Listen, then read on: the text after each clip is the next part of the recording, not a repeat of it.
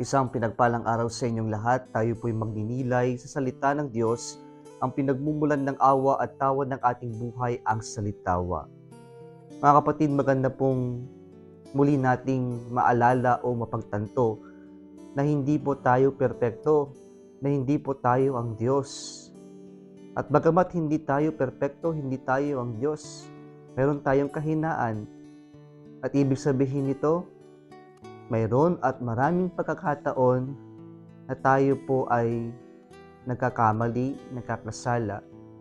At sa mga pagkakamali at pagkakasala natin, may mga panahon na nakakasakit tayo ng damdamin ng ibang tao. Tayo'y nadadala ng ating mga galit, ng ating mga puot, kaya tayo nakakasira ng mga ugnayan, ng samahan, ng mga pakikisama sa buhay. Kaya po gandang paalala po ng ating mga pagbasa ngayon, yung kahalagahan po ng pakikipagkasundo, yung pakikipagkaayos sa mga nasaktan natin, sa mga kinapupuutan natin, sa mga taong mayroon tayong galit. Inaanyayahan tayo ng Diyos na makipagkaayos sa ating mga nakagalit, yung ating mga nakaalitan, nakasamaan ng loob. Sa ating ebanghelyo ngayon, pinupunto ng ating Panginoon na yung galit ang sumisira sa ating mga ugnayan.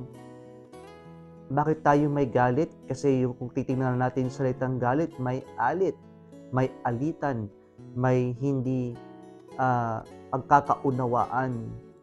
Kaya po ang paalala ng Panginoon sa atin, bago pa tayo husgahan ng Diyos, ay makipagkaayos ka.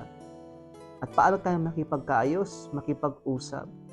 Alam niyo po, isa sa mga nawawala kapag may galit tayo, may mga hindi tayo pagkakaunawaan, ay yung makipag-usap tayo sa taong tinuturing natin na kaaway natin o nakaalitan natin. When we cut communication, that is the beginning that the relationship would turn into really sour situation. Kaya nga po sa mag-asawa, kapag po mayroong hindi napagkasunduan, ang pinakamagandang gawin dyan upang maayos ay ang magkaroon ng magandang usapan, ng healthy dialogue.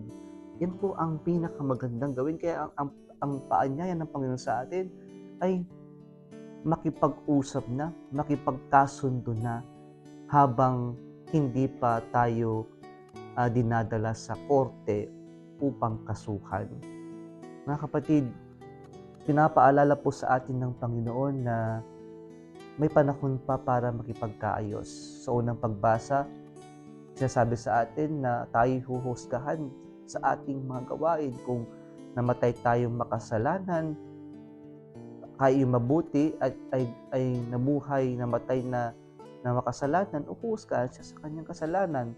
Kung yung makasalanan ay nagsisi at nagbalik loob at gumawa ng mabuti, siya ay patatawarin ng Diyos at huhusgahan siya sa kanyang pakikipagkasundo, sa kanyang pagsisisi at pagbabalik loob sa Diyos.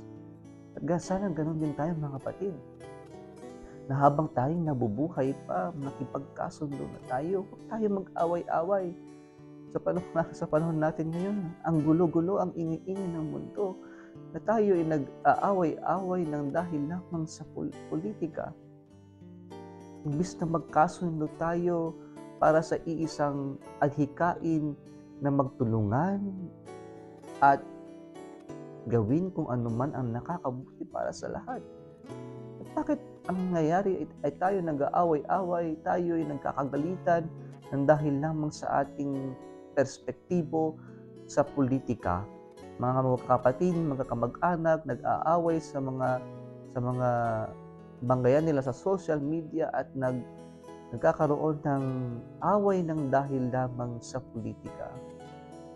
Mga kapatid, magkaayos tayo, magkasundo tayo. Huwag natin pairalin yung pride natin, yung galit natin, para lamang ang dahil lamang sa politika at masisira yung ating mga ugnayan, samahan natin, pakikitungo natin ng dahil lamang sa politika, ng dahil lamang sa kunting pagkakamali. Na sana magkaunawaan tayo, magpatawaran tayo, at makipagkasundo, makipag-ayos tayo habang may panahon pa. Huwag na nating hintayin ang kamatayan na siya magdadala sa atin upang tayo'y makipagkaayos. Kung nagustuhan mo ang video na ito, huwag kalimutang mag-like, i-share at mag-subscribe sa Salitawang Facebook page and YouTube channel. Muli isang pinagpalang araw sa inyong lahat.